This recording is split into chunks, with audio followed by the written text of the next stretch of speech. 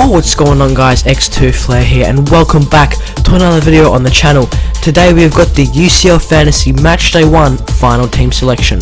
And before we get into the video guys, please like and subscribe as we're trying to hit 1,000 subscribers by the end of the year.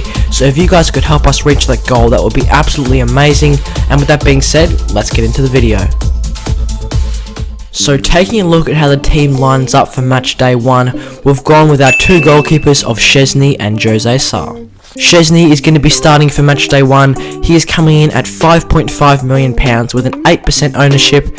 He played 7 games last UCL season for a total of 24 points as he kept 2 clean sheets. He also had a very impressive 16 saves, scoring him 3 bonus points, and with the group opponents of Dynamo Kiev, Barca and Ferencvaros, it would be a good opportunity for Szczesny to kick off the round with a clean sheet. And then as our second keeper, we've got Jose Sa from Olympiacos, who's coming in at £4.5 million with a very low 4% ownership. He only scored 15 points last UCL season as he kept 1 clean sheet, but since I'm going to be rotating between Jose Sa and Szczesny, I won't have to worry about Szczesny versus Barca or Jose Sa playing teams like Porto or City, as I can just rotate them around so they have the best fixtures.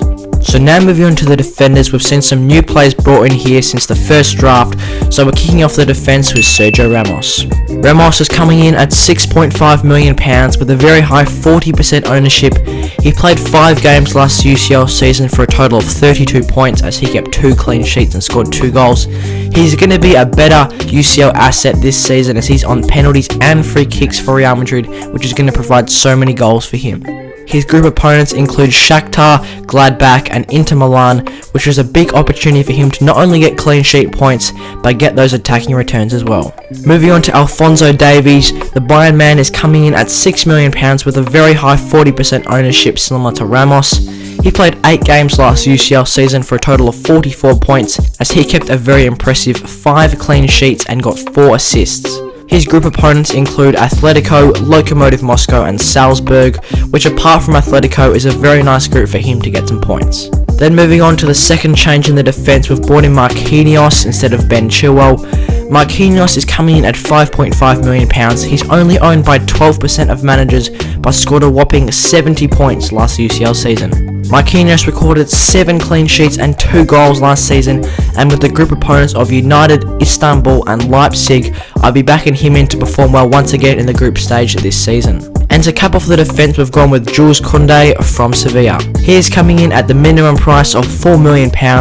He's owned by 29% of managers, but for a player who's coming in at £4 million, he is starting in Sevilla's squad and he's a very impressive aerial threat from corners. He's already kept 1 clean sheet in 3 games this season in La Liga, and with his group opponents being Chelsea, Krasnodar and Stade Rennais, it will be a good opportunity for him to get some nice group stage points. Having a look at the midfield, we've gone with 4 midfielders for matchday 1, including Sterling, Ansu Fati, Giovanni Reina and Wilmar Barrios. Raheem Sterling is coming in at £10.5 million with a very low 6% ownership. He played 7 games last UCL season for a total of 61 points. He's a great alternative to players like Salah or Mane to bring into the team, as he recorded 6 goals, 3 assists and 1 clean sheet last season in UCL. And since Sterling has already scored 2 goals in his last 2 games for City, I'll be backing him in to score some big points in the Champions League. His group opponents include Porto, Marseille and Olympiacos, which is a big chance for the City attack to cash in on some goals. Now moving on to Ansu Fati, the Barcelona 1 kid is coming in at £8 million with a 34% ownership.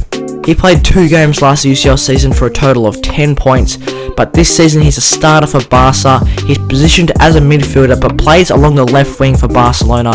He's already scored multiple goals for Barcelona this season, and with the group opponents of Dynamo Kiev, Juventus and Ferencvaros, he will be a very nice option in midfield. Then moving on, we've gone with Giovanni Reina from Dortmund. Reina is coming in at £6.5 million with a low 6% ownership. This man is tearing up the Bundesliga as he has played 4 games for a whopping 1 goal and 4 assists, as he has seen a 62% goal involvement. Reina has the group opponents of Lazio, Zenit and Club Brugge, which is a big opportunity for not only him but Dortmund to get some big points in the group stage. Then to cap off the midfield, we've gone with Wilmar Barrios from Zenit. Barrios is only coming in at just £4.5 million with a very high 48% ownership. He is one of the most owned players in the game.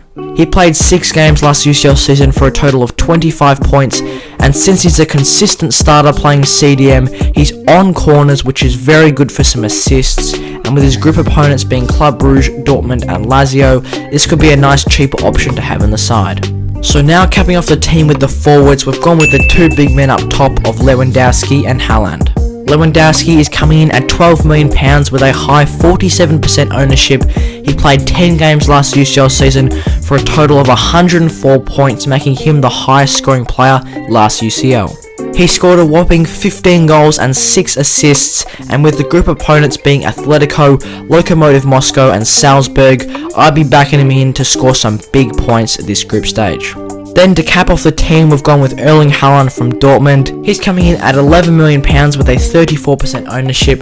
Haaland played 6 games last UCL season for a total of 56 points, where he scored a whopping 10 goals and 1 assist.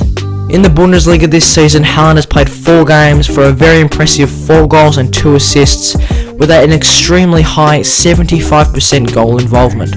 His group opponents include Lazio, Zenit and Club Brugge, which as I said previously is a big opportunity for him to get some goals and assists. And taking a look at the subs for match week 1, we've gone with Jose Sa on the bench, Felipe, De Ketelaere and Lassina Traore. So that's all we've got for today guys for the UCL Fantasy Matchday 1 final team selection. I hope you enjoyed the video. If you did, give it a like and subscribe and leave a comment who you guys have got in your UCL Fantasy squads, as I'd be interested to know. With that being said, I'll see you guys in the next one.